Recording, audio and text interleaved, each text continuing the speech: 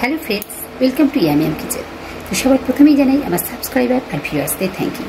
আর আমার চ্যানেলে যারা নতুন এসেছো অবশ্যই আমার চ্যানেলটা তারা সাবস্ক্রাইব করে নাও।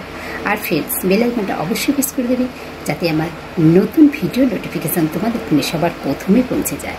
আজকে আবারও একটা নতুন রেসিপি নিয়ে আমি তোমাদের সামনে চলে এসেছি। তো চলো ফ্রেন্ডস, দেখে নেওয়া যাক। তো দেখো ফ্রেন্ডস, আমি এক বাটি নকুলদানা দিয়ে আজকে তোমাদের সঙ্গে শেয়ার করতে চলেছি আমের আচার। তো চলো ফ্রেন্ডস, দেখে নেওয়া যাক। তো প্রথমে আমগুলোকে এরকম আমি লম্বা লম্বা করে কেটে নেব, খোলা শুদ্ধ।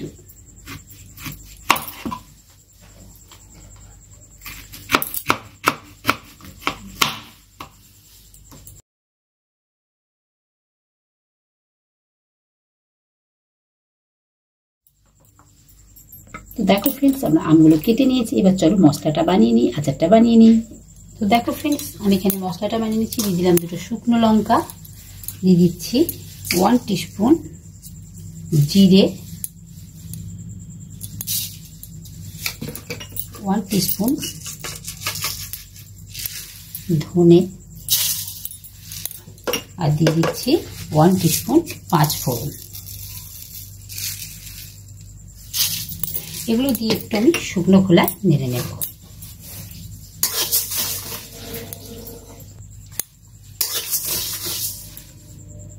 মশলাটা ভাজা হয়ে গেছে। কড়াতে দিয়ে দিচ্ছি 1 টিস্পুন সরষের তেল, 1/2 টিস্পুন দিয়ে দিচ্ছি 5 ফোড়ন। আমগুলো দিয়ে দিচ্ছি।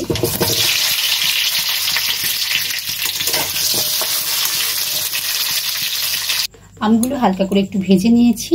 আর ওই কড়ার মধ্যে আমি দিয়ে দিচ্ছি 1/2 কাপ মতন জল। জলটা দিয়ে দিলাম। জলটা দিয়ে দিচ্ছি এই যে নকুলদানাগুলো আমি এর মধ্যে দিয়ে দিচ্ছি।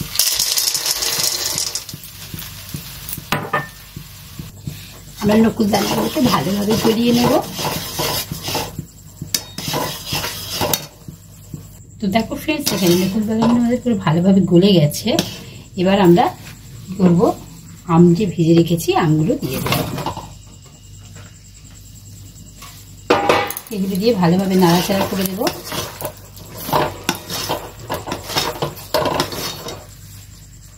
দিয়ে দিচ্ছি পরিমাণ মতো নুন, দিয়ে ভালোভাবে মিশিয়ে দেব।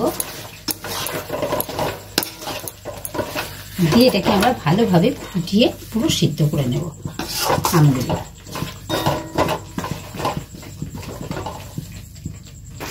এভাবে ভালোভাবে ফুটিয়ে আমগুলোকে আমাদের পুরো সিদ্ধ করে নিতে হবে। তো দেখো ফ্রেন্ডস, আচারটা আমাদের রেডি হয়ে গেছে। এবার এটাকে আমরা নামিয়ে নেব। তো দেখো ফ্রেন্ডস, আচারটা আমাদের কত সুন্দর হয়েছে। আর এটা ঠান্ডা হয়ে গেলে ফ্রেন্ডস অনেকটাই বসে যাবে। আচারটা খেতে খুবই সুন্দর হয় ফ্রেন্ডস। দেখো তোমরা সামনে থেকে দেখে বুঝতে পারছো। আর আমি যে মশলাটা ভেজেছিলাম সেটাকে আমি একটু গুঁড়ো করে নিয়েছি। এই যে কুড়িয়ে নিয়েছি, এই মশলাটা আমি মিশিয়ে দেব।